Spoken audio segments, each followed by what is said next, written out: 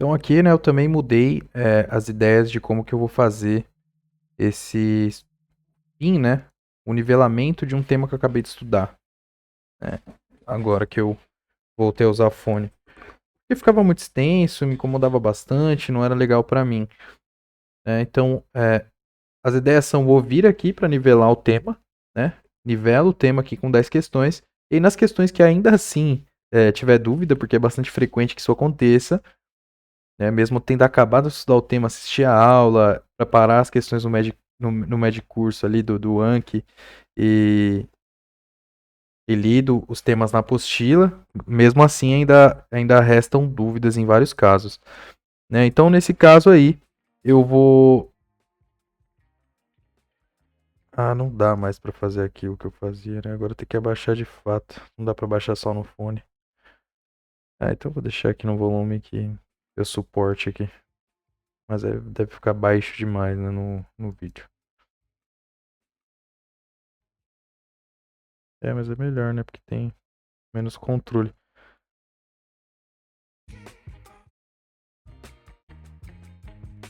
Então eu consigo controlar ali, né? Entre os 50 e o 45, acho que tá ok. Então, vamos lá fazer isso, né? Então, as questões que eu tive dúvida são as questões que eu vou passar por aqui, né? Essa questão muito longa, né? Não precisa eu passar. Essa é uma das questões que surgiu bastante dúvida, né? E aparentemente surgiu em bastante gente, né? Com relação às queimaduras por eletricidade, essa é a alternativa correta. Aí, vamos lá. Quais são as ideias aqui? As queimaduras elétricas de voltagem estão associadas a extenso dano tecidual em todo o trajeto e a perda de membros. Sim, né? Essa é a questão verdadeira, né? Eu respondi essa, já estava pronado a marcar essa alternativa, mas fiquei pensando, né? Se de fato a questão estava considerando a perda de membros aqui, né? E pensando na epidemiologia da coisa, né? A gente sabe que tem síndrome compartimental nas queimaduras, né? Nas queimaduras de quarto grau, né? Que são as queimaduras elétricas graves aí. E fiquei pensando se isso estava sendo considerado aí pela questão para antes de eu responder de fato. De fato estava, né? Então encontrei aqui a resposta para essa pergunta especificamente no livro de emergência da USP, né? Que é esse aqui. Então, se alguém quiser, aí é um livro de 2016. Se alguém quiser, é só mandar mensagem e pedir, sei lá. E se eu voltar para a marcação que eu fiz. Não lembro mais da marcação que eu fiz. Essas marcações aqui, inclusive, não são nem minhas. Ó. Aqui já é de outra pessoa. Aqui, Matheus. Tal, Matheus também, mas não tá aqui. Não tá por aqui, né? Cadê eu? Só a pessoa ali, né? Aqui é intoxicação por arsênico. Vou dar uma pausada aqui rapidinho no livro. Aí, beleza, encontrei, né? Então tá aqui. Capítulo 118 aqui, vamos ver no marcador. 118 tá pra cá pra baixo, né? De emergências, causas externas mesmo. Tá falando de causas, tá dentro das causas externas mesmo. 118, lesões associadas à eletricidade, né? E fala aqui uns dados estatísticos em relação ao Brasil, que se compara bastante ao que acontece nos Estados Unidos, né? 100 mortes por ano, basicamente, 550, 500 feridos. E aqui, contato com linhas elétricas de alta tensão, né? Lesões elétricas não letais graves representam 3 a 5% de admissões em centros de unidade queimados, normalmente como resultado de contato com linhas elétricas de alta tensão, certo? Essas lesões são frequentemente incapacitantes, por vezes evoluem para amputações de uma ou mais extremidades, né? A gente vê um livro confirmando exatamente isso, né? No ATLS eu não tinha exatamente esse dado, não com esse raciocínio, né? E aqui a outra alternativa, que eu também fiquei em dúvida, então aqui as queimaduras por eletricidade doméstica são consideradas de baixa tensão e tendem a causar lesões superficiais apenas um ponto de entrada, né? Não, na verdade a corrente elétrica viaja pelos tecidos que têm baixa resistência, sendo esses, né? A musculatura de modo geral, né? Bastante água, baixa resistência, então a musculatura cardíaca, causando a arritmia grave aí. E aqui, queimaduras por arco voltaico, além do dano associado pela passagem de eletricidade pelo corpo da vítima, também ocorre queimaduras superficiais de partes expostas em virtude do calor do arco voltaico. Eu não sei, não sabia exatamente o que era aqui o arco voltaico, né? E nada mais. Aí vem o nosso, o nosso comentário aqui explicar.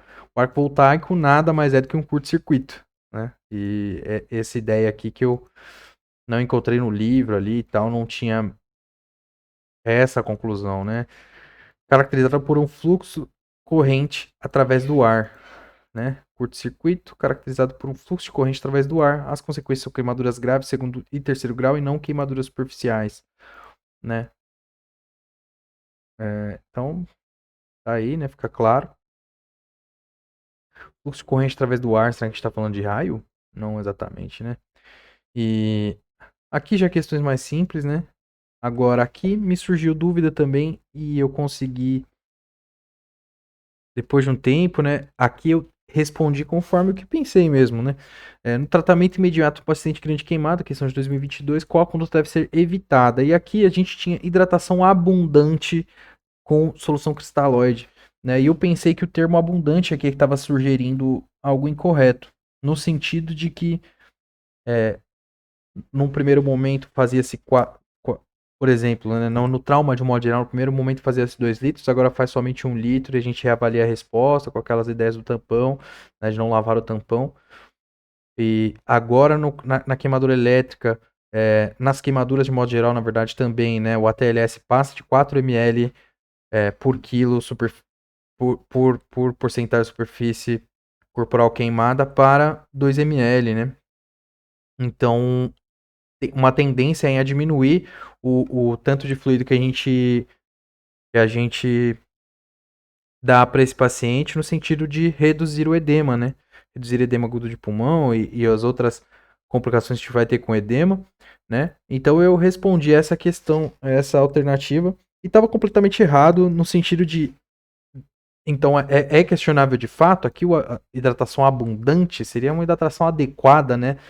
De acordo exatamente ali com a fórmula, talvez, mas analgesia intramuscular com opioide definitivamente não vai ser feito. E aí, aqui o comentário explica bastante quais são as ideias aqui, né? Quando a gente tem um paciente grande queimado, né, a dinâmica dos fluidos ali nos compartimentos de modo geral, seja esse intravascular ou extravascular, fica completamente errática, que é o termo que é utilizado aqui, né? Então fica completamente errática e aí a gente não consegue prever como é que vai ser a absorção desse fármaco, portanto não consegue prever quais vão ser os resultados de administrá-lo, né? Então não dá para fazer analgesia intramuscular com opioide. A gente vai fazer endovenoso, e aí é muito mais fácil. É muito mais fácil de eu poder controlar quais vão ser os efeitos secundários, né? E não numa má absorção ali, com um monte de permeabilidade capilar. A gente não sabe se vai absorver bem, se vai absorver mal, se vai absorver em excesso e vai tender a deprimir o sistema nervoso central. Se vai absorver muito mal, o paciente vai continuar com dor e tal, aí vai ser obrigado a fazer mais, mas não pode porque já ultrapassou a dose máxima, né? Então, várias questões aí em relação a isso, bastante interessante aqui. E o 10, né? O 10 aqui, em relação a queimaduras extensas na faixa etária pediátrica, deve-se, e aqui a resposta correta, que não é a que eu marquei, fazer esfriamento da área lesada debaixo de água fria por vários minutos é a primeira conduta, se possível, né? E essa é uma indicação da Sociedade Brasileira de Pediatria, né? Eu acabei de assistir a aula em que o Mozart sugere, por exemplo, que as ideias de aplicar água fria não são mais, não é bem isso, né? Então aqui, ó, a gente tem até um colega que comentou exatamente isso, né? Na pediatria, água fria, no adulto é água em temperatura ambiente não menor do que 12 graus, né?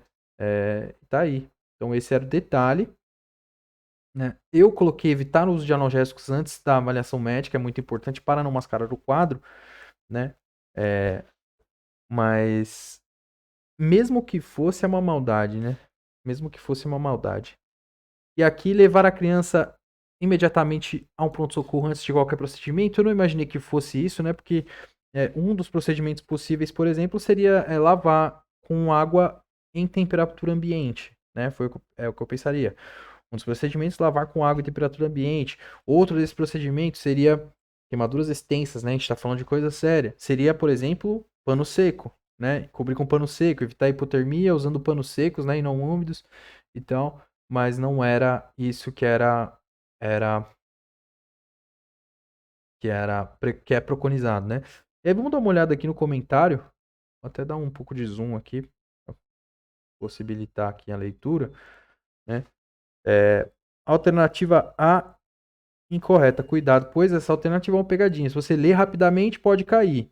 É claro que o atendimento médico é fundamental, porém todas as queimaduras devem ser tratadas imediatamente para reduzir a temperatura da área queimada e o dano da pele e tecidos subjacentes, né? As ideias que sugere o Medicurso é a gente reduzir esse dano, né? Reduzir a temperatura da área queimada com água em temperatura ambiente, né? E aí abundantemente tem que a gente tenha uma boa temperatura. E aqui não, né? E aqui não. Assim, até que a gente tenha uma boa temperatura, não. Até que seja possível levar essa criança no médico. Porque uma boa temperatura, assim, temperatura igual à temperatura da área não queimada dessa mesma pessoa, a gente não vai ter, né? Porque é, ela tem aumento da permeabilidade capilar e aí ela vai ter um aumento na temperatura que vai ficar, é, vai ser mais sustenido nesse sentido, né? Então, beleza, é isso sobre queimaduras. Acabou, né? Então a gente termina aqui. Queimaduras entra lá, né, na agenda de questões diárias aqui e